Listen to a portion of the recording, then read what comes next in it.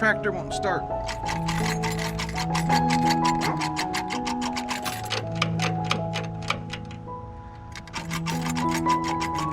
Now, I know what it is. These two wires here go down to a neutral safety switch. It's old, worn out. Now, I've had this problem since I bought the tractor, but now it just won't start at all. I can jiggle these all I want. It makes no difference. I've actually had the replacement part for quite a while. I've just been putting it off, putting it on, because, you know, I could jiggle the sticks, eventually get it to start. Now, a lot of foolish people will actually cut these wires and splice them together and disable that switch. But that's dangerous, because then it allows you to start it in gear, and if you're not on the tractor when you crank it, you can easily get run over. So let's get this torn apart and get that new piece put in there.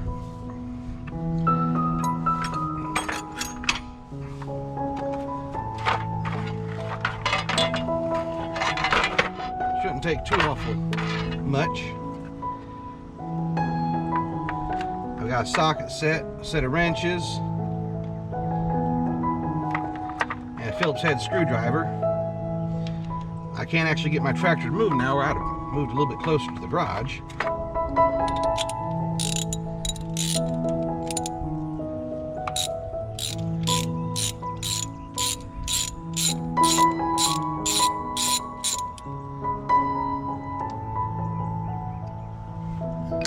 A little magnetic tray here to keep track of these. All right. That was easy.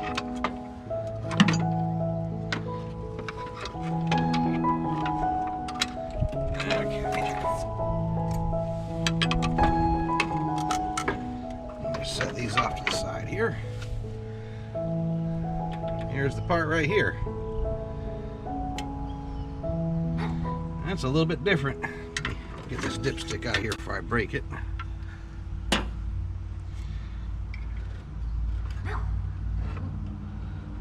This one has push-on terminals. The new one here has screw terminals, so I am going to have to change those.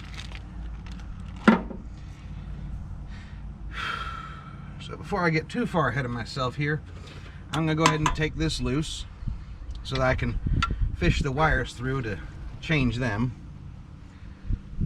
But yeah, that's the ticket right there.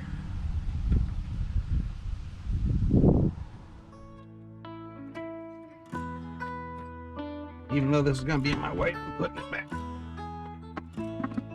Because I do not want to lose the bolt down in there.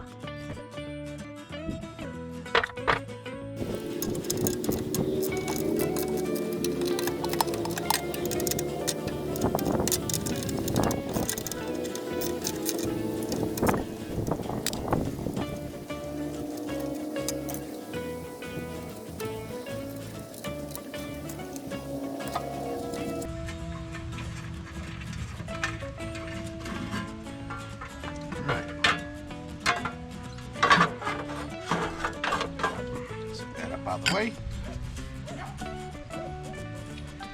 Unplug our connector here.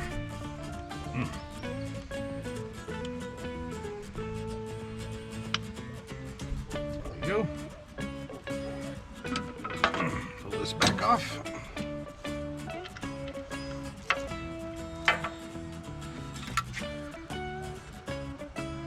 These wires fished back through.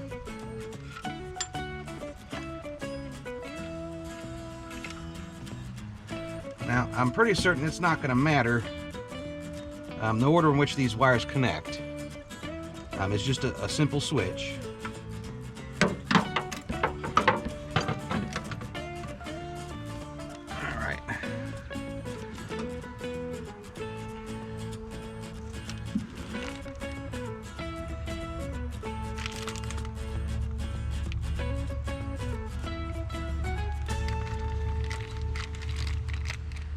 Alright, I'm going to head in the garage and I'm going to put some new ends on these and get it attached to this. I do not have a socket the right size to take that off. I did go ahead and I changed the ends on these. I crimped on some new connectors and went ahead and tightened those screws down. I went ahead and put it on because I don't want to risk dropping one of these screws down in here. The old one had these slide-on terminals, and so that wasn't an issue.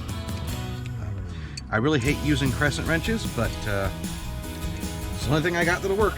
So let's give this a try.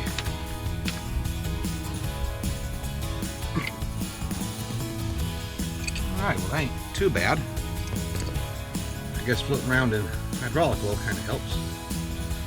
Now, the new one came with a washer, so I'm expecting there to be one under here, so I'm going to have to be careful as I get this off, make sure I grab it.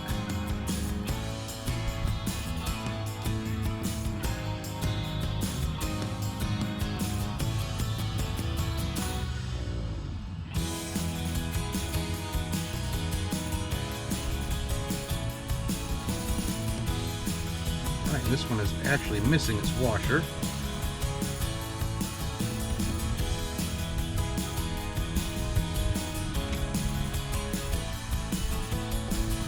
Honestly, it doesn't necessarily appear to be bad. There's no obvious signs. This ball's still moving. But I'm going to change that anyway since I've already gone this far. I have the new one.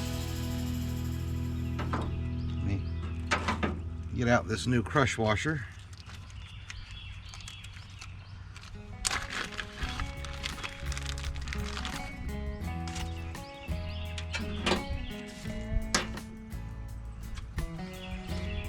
Thread this in there.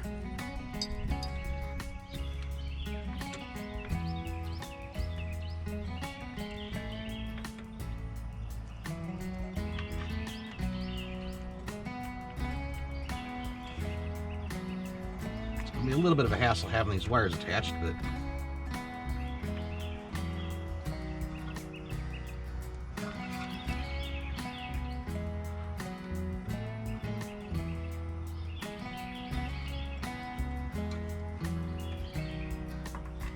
too bad.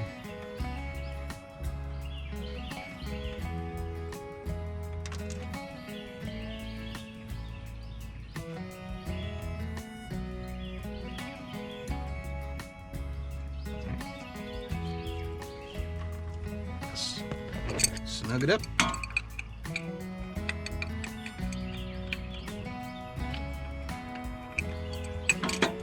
Probably gonna be easier said than done.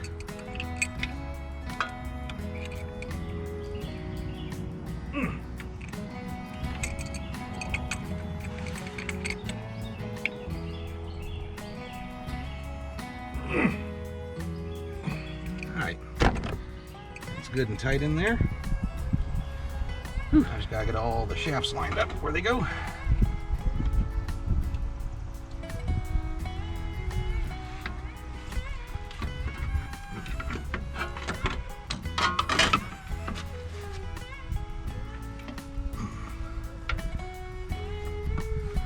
Goes in there.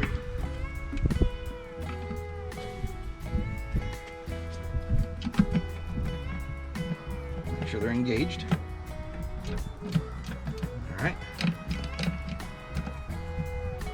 Cool. Let's get some of them bolts back in.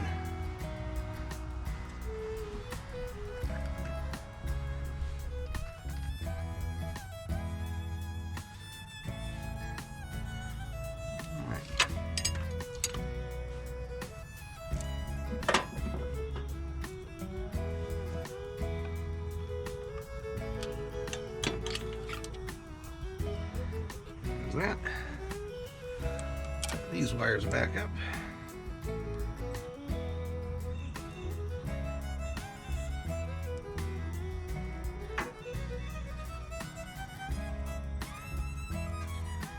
All right. Let's put this panel back on.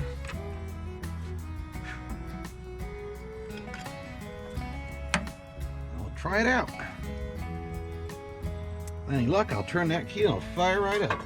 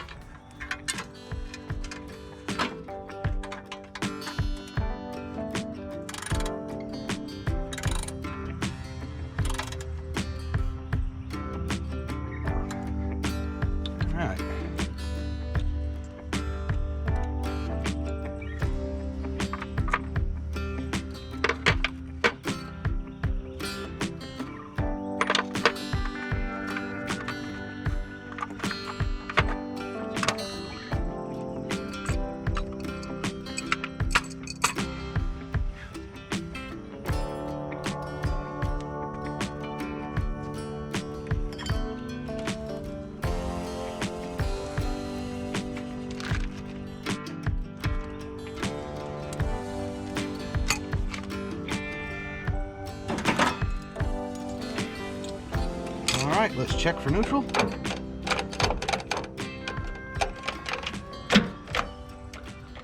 And see if she cranks. Ready? No!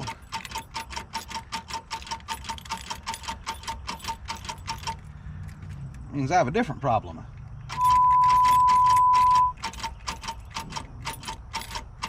What could it be?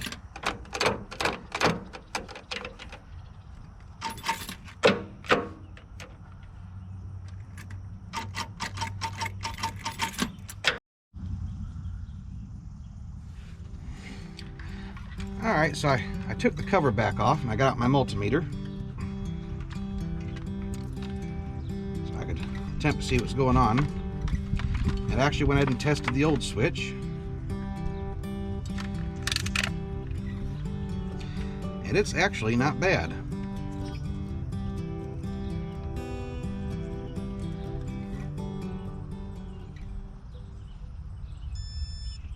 Push that little ball in.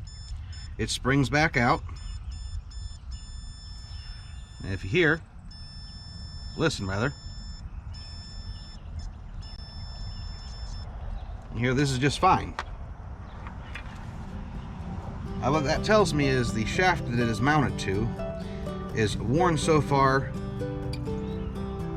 that it can't actually push this in far enough to make contact.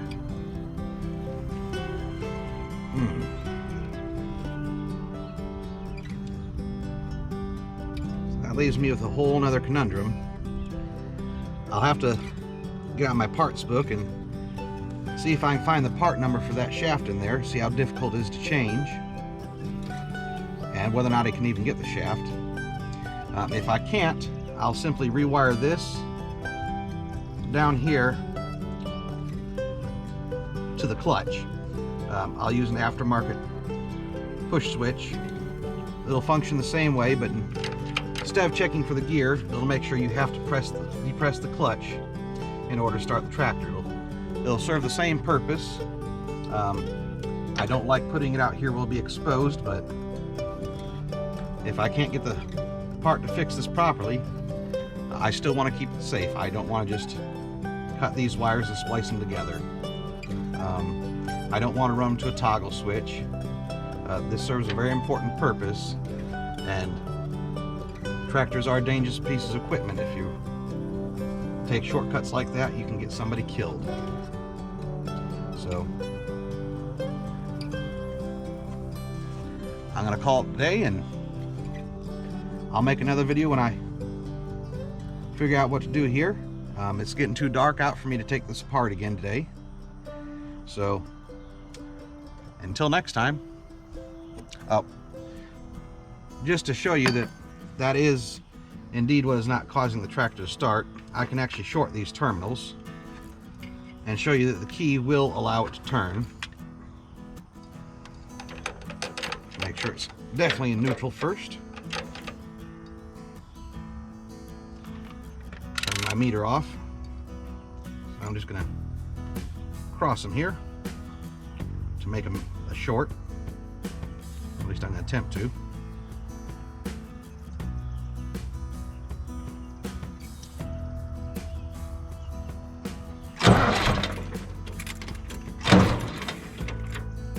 No contact? Nothing. Yep. Not quite right there.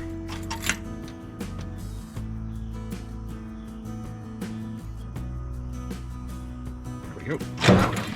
Every time. So I'm gonna have to figure out what's going on in here. Why that safety switch isn't being pushed in far enough to make contact.